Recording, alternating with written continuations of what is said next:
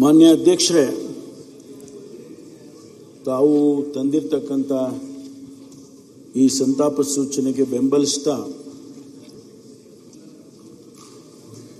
ಪ್ರಕೃತಿ ಎಂತೆಂಥ ಆಶ್ಚರ್ಯಗಳನ್ನು ಇಟ್ಟಿದೆ ನಮಗೆ ಅಂತ ಹೇಳಿದ್ರೆ ಬಹುಶಃ ಅದನ್ನು ಅರ್ಥ ಮಾಡ್ಕೊಳ್ಳೋದೇ ಬಹಳ ಕಷ್ಟ. ಕಳೆದ ವಿಧಾನಸಭೆಯ ಸಭೆ ನಡೀತಾ ಇರತಕ್ಕಂಥ ಸಂದರ್ಭದಲ್ಲಿ ಮಾನ್ಯ ಸುಧಾಕರ್ ಅವರು ಇಲ್ಲೇ ನಮ್ಮ ಜೊತೆಯಲ್ಲಿ ತಮಾಷೆ ಮಾಡಿಕೊಂಡು ಅನೇಕ ವಿಚಾರಗಳನ್ನು ಪ್ರಸ್ತಾಪ ಮಾಡಿಕೊಂಡು ಅನೇಕ ರಾಜಕಾರಣದ ವಿಷಯಗಳನ್ನು ಕೂಡ ಮಾತನಾಡಿದ್ದನ್ನು ಈಗಲೂ ನನಗೆ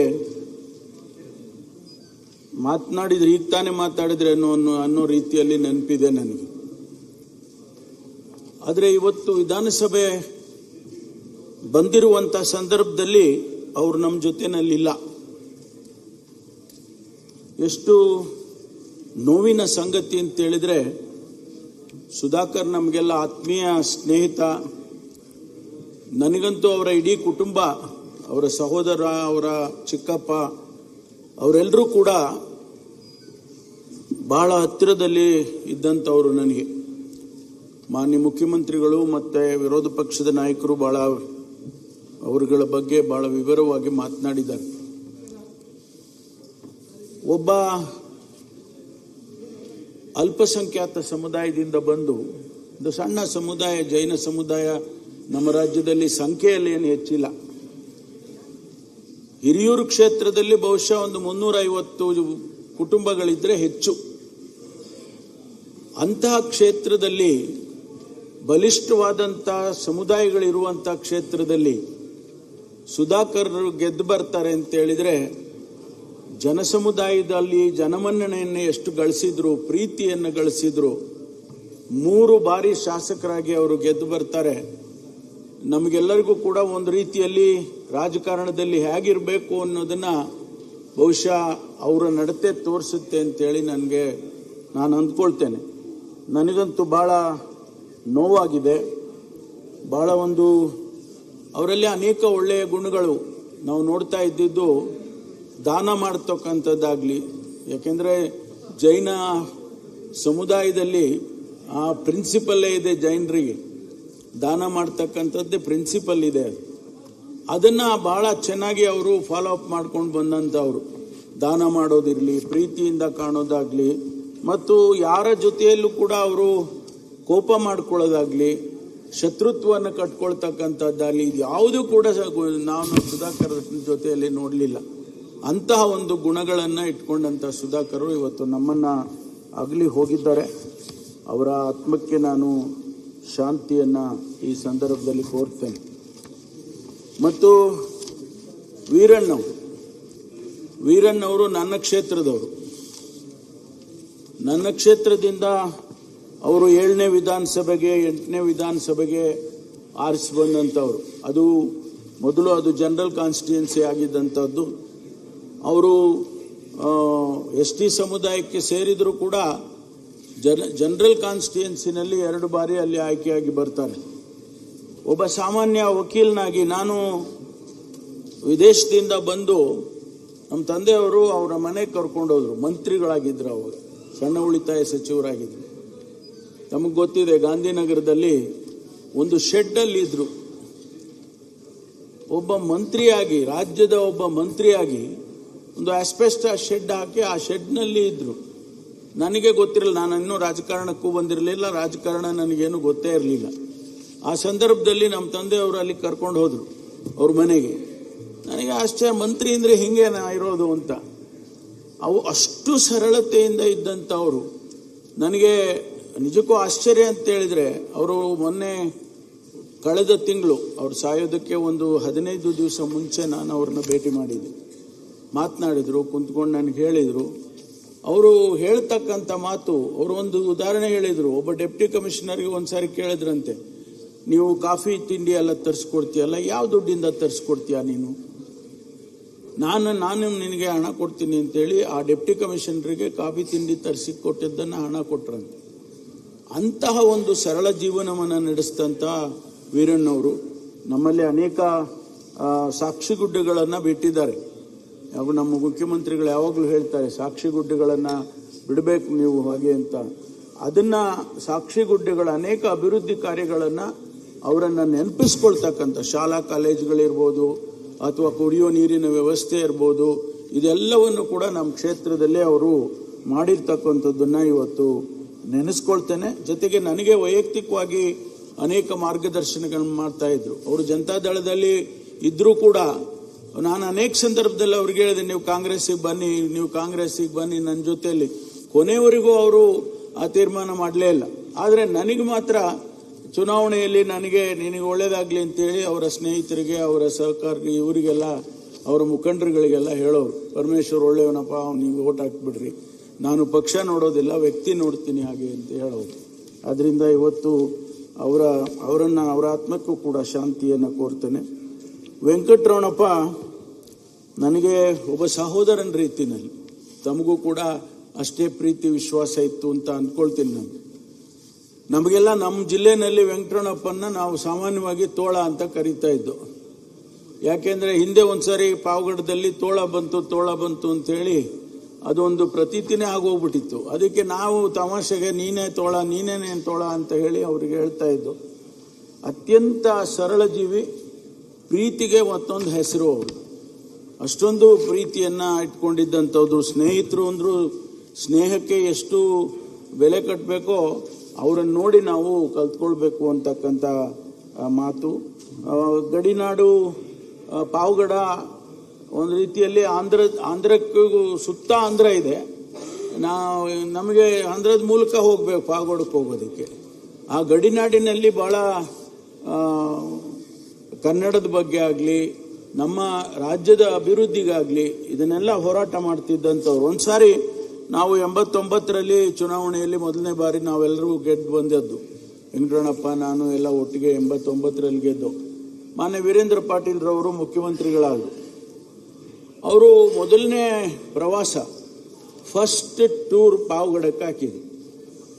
ಪಾವಗಡಕ್ಕೆ ಹಾಕಿದ್ರೆ ನಾವೆಲ್ಲ ಏನು ಇಷ್ಟೊಂದು ಇದು ಅಂತ ಹೇಳಿದ್ರೆ, ಇವರು ಪಾವಗಡದ ವೆಂಕಟರಮಣಪ್ಪ ಹೋಗಿ ಕೇಳ್ಕೊಂಡ್ಬಿಟ್ಟಿದ್ದಾನೆ, ನೀವು ಬರಲೇಬೇಕು ಸ್ವಾಮಿ, ನಿಮ್ಗೆ ಭಾಳ ಒಳ್ಳೇದಾಗುತ್ತೆ, ಅಲ್ಲಿ ಶನಿಮಾತ್ಮನ್ ಟೆಂಪಲ್ ಇದೆ, ಆ ಶನಿದೇವರು ನಿಮಗೆಲ್ಲ ಆಶೀರ್ವಾದ ಮಾಡ್ತಾನೆ, ನೀವು ಬರಬೇಕು ಅಂತೇಳಿ ಕರ್ಕೊಂಡು ಬಂದು.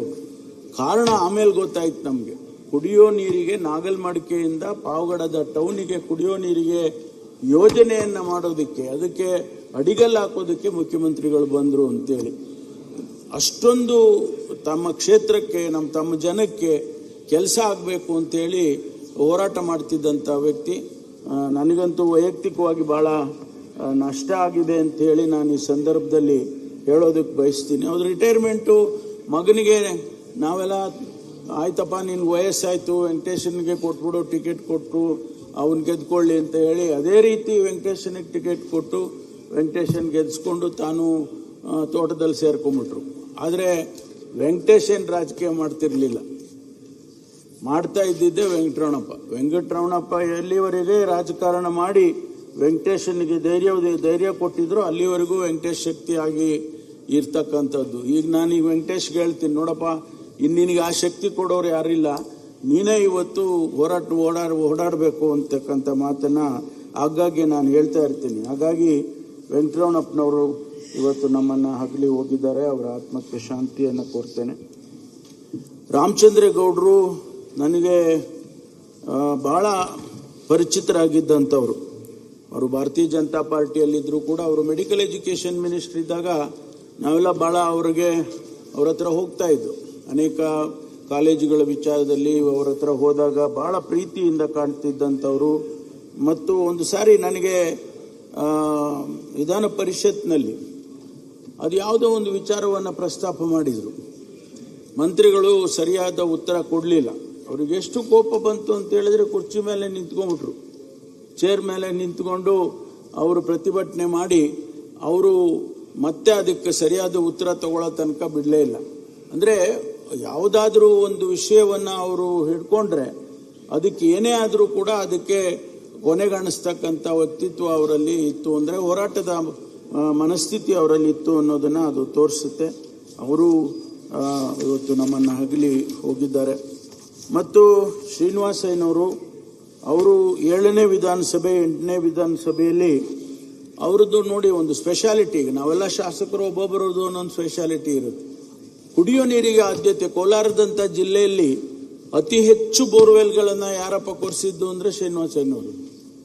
ಯಾಕೆಂದ್ರೆ ಕುಡಿಯೋ ನೀರು ಇವತ್ತಿಗೆ ಸ್ವಲ್ಪ ಉತ್ತಮ ಆಗಿರ್ಬೋದು ಕೋಲಾರದಲ್ಲಿ, ಕೆಸಿ ವ್ಯಾಲಿ ಅವೆಲ್ಲ ಬಂದ ಮೇಲೆ. ಆದರೆ ಅವತ್ತಿನ ದಿವಸ ಕುಡಿಯೋ ನೀರಿಗೆ ಎಷ್ಟು ಕಷ್ಟ ಇತ್ತು ಅಂತಕ್ಕಂಥದ್ದು. ಅದೇ ರೀತಿ ಪುಟ್ಟರಂಗನಾಥ್ ಅವರು 67ರಲ್ಲಿ ಬೇಲೂರು ಕ್ಷೇತ್ರದಿಂದ ಗೆದ್ದು ಬಂದಂಥವರು. ಅವರು ಕೂಡ ಇವತ್ತು ನಮ್ಮನ್ನು ಅಗಲಿದ್ದಾರೆ. ಸೈಯದ್ ಯಾಸೀನ್ರವರು ನಮ್ಮ ಹಿರಿಯ ರಾಜಕಾರಣಿಗಳು, ನಮಗೆಲ್ಲರಿಗೂ ಅತ್ಯಂತ ಆತ್ಮೀಯರಾದಂಥ ಜಾಫರ್ ಶರೀಫ್ ಅವರ ಅಳಿಯ ಅನ್ನೋದಕ್ಕಿಂತ ಹೆಚ್ಚಾಗಿ ಒಬ್ಬ ಒಳ್ಳೆಯ ಸ್ನೇಹಿತ. ನಮ್ಮ ಜೊತೆಯಲ್ಲಿ ನಾವೆಲ್ಲ 89ರಲ್ಲಿ ಬಂದರೆ ಅವರು 99ರಲ್ಲಿ ವಿಧಾನಸಭೆಗೆ ಪ್ರವೇಶ ಮಾಡ್ತಾರೆ ಮತ್ತು 2008ರಲ್ಲೂ ಕೂಡ ಅವರು ಗೆದ್ದು ಬರ್ತಾರೆ. ಬಹಳ ಸ್ನೇಹಕ್ಕೆ, ಸರಳತೆಗೆ, ಸಜ್ಜನಿಕೆಗೆ ಉದಾಹರಣೆಯನ್ನು ಕೊಟ್ಟಂಥ ವ್ಯಕ್ತಿತ್ವ. ಅದೇ ರೀತಿ ಶ್ರೀನಿವಾಸನ್ ಅವರು ಯಲಹಂಕ ಕ್ಷೇತ್ರದಿಂದ ಒಂದೇ ಬಾರಿ ಗೆದ್ದಿದ್ದಾರೆ. ಅವರು ಟ್ರಾನ್ಸ್ಪೋರ್ಟ್ ಸಂಸ್ಥೆಯ ಮಾಲೀಕರಾಗಿ ಅವರು ರಾಜಕಾರಣ, ಅನಂತರ ರಾಜಕಾರಣವನ್ನು ಬಿಟ್ಟಂಥವರು. ಚಂದ್ರಶೇಖರಪ್ಪನವರು ಕೂಡ ವೃತ್ತಿಯಲ್ಲಿ ಕೃಷಿಕರಾಗಿದ್ದರೂ ಕೂಡ ರಾಜಕಾರಣದಲ್ಲಿ ನಗರಸಭೆ ಅಧ್ಯಕ್ಷರಾಗಿ ಮತ್ತು ಶಾಸಕರಾಗಿ ಅನೇಕ ಜನಪರವಾದಂಥ ಕೆಲಸಗಳನ್ನು ಮಾಡಿದಂಥವರು ಚಂದ್ರಶೇಖರಪ್ಪನವರು. ವೆಂಕಟಾಚಲಯ್ಯನವರು ನನಗೆ ನಾವೆಲ್ಲ ಚಿಕ್ಕಬಳ್ಳಾಪುರ ಕ್ಷೇತ್ರಕ್ಕೆ ಸೇರ್ತಾ ಇದ್ದಾಗ, ಚಿಕ್ಕಬಳ್ಳಾಪುರ ಪಾರ್ಲಿಮೆಂಟ್ ಕ್ಷೇತ್ರಕ್ಕೆ ದೊಡ್ಡಬಳ್ಳಾಪುರ, ಮಧುಗಿರಿ, ಕೊರಟಗೆರೆ, ಇದೆಲ್ಲ ಗೌರಿಬಿದನೂರು ಇದೆಲ್ಲ ಸೇರ್ತಾ ಇತ್ತು. ಆಗ ನಮಗೆ ಬಹಳ ಪರಿಚಯ ಆದಂಥವರು, ಬಹಳ ಒಂದು ಸರಳ ವ್ಯಕ್ತಿತ್ವದ ವ್ಯಕ್ತಿ ವೆಂಕಟಾಚಲಯ್ಯನವರು. ಹನುಮಂತಪ್ಪನವರು 3 ಬಾರಿ ರಾಜ್ಯಸಭಾ ಸದಸ್ಯರಾಗಿದ್ದರು. ಅವರು ನನಗೆ ಸಂಬಂಧಿ ಕೂಡ ಆಗಬೇಕು. ಅವರು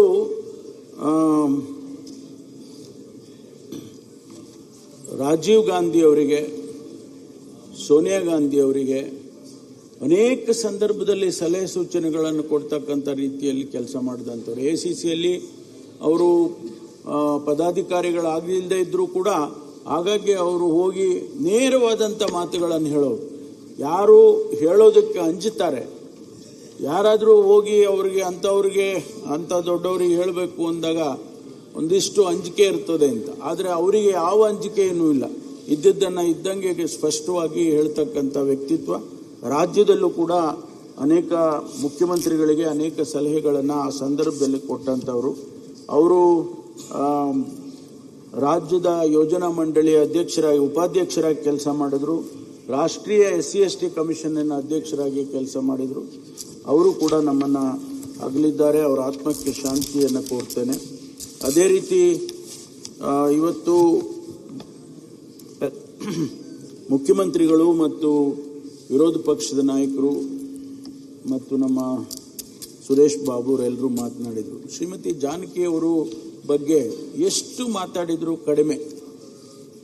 ಅಧ್ಯಕ್ಷರೇ, ಸಂಗೀತಕ್ಕೆ ಯಾವ ಜಾತಿ, ಭೇದ ಮತ್ತು ಧರ್ಮ, ಆಮೇಲೆ ಬಣ್ಣ, ಸಾವು ಕೂಡ ಇಲ್ಲ.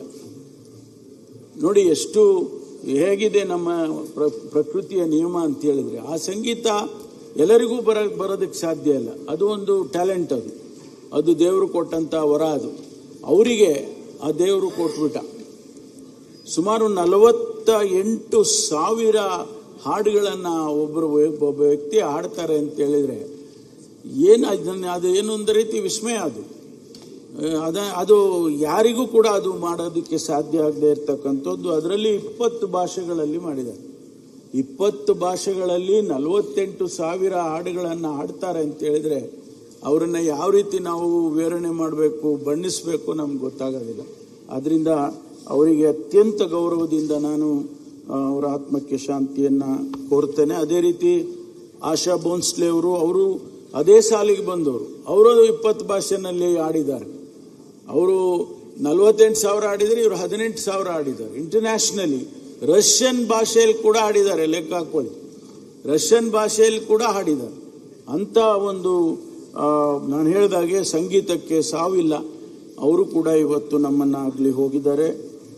ಇವತ್ತು ಕೊನೆಯದಾಗಿ ನಮ್ಮ ಶ್ರೀಮತಿ ಚೆನ್ನಮ್ಮನವರು ಎಲ್ಲರೂ ಹೇಳಿದರು, ಅವರ ವ್ಯಕ್ತಿತ್ವದ ಬಗ್ಗೆ ಎಲ್ಲರೂ ಹೇಳಿದರು. ಒಬ್ಬ ಮಹಿಳೆ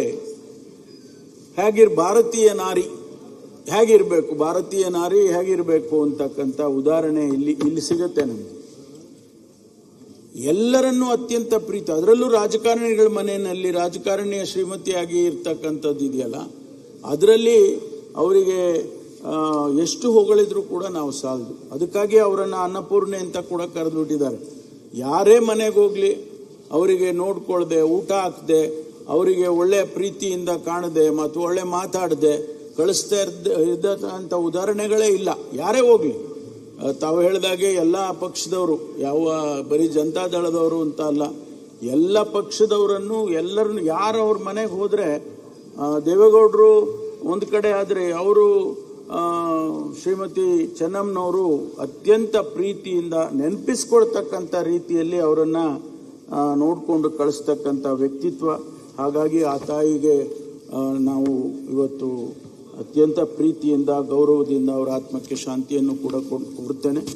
ತಾವು ತಂದಿರ್ತಕ್ಕಂಥ ಈ ಸಂತಾಪ ಸೂಚನೆ ಎಷ್ಟು 14 ಜನರ ಬಗ್ಗೆ ತಾವು ತಂದಿದ್ದೀರಿ, ಅದಕ್ಕೆ ನಾನು ಬೆಂಬಲಿಸ್ತಾ ನನಗೆ ಮಾತನಾಡೋಕೆ ಅವಕಾಶ ಕೊಟ್ಟಿದ್ದಕ್ಕಾಗಿ ಅಧ್ಯಕ್ಷರಿಗೆ ವಂದಿಸಿ ನಾನು ಮಾತು ಮುಗಿಸ್ತೇನೆ.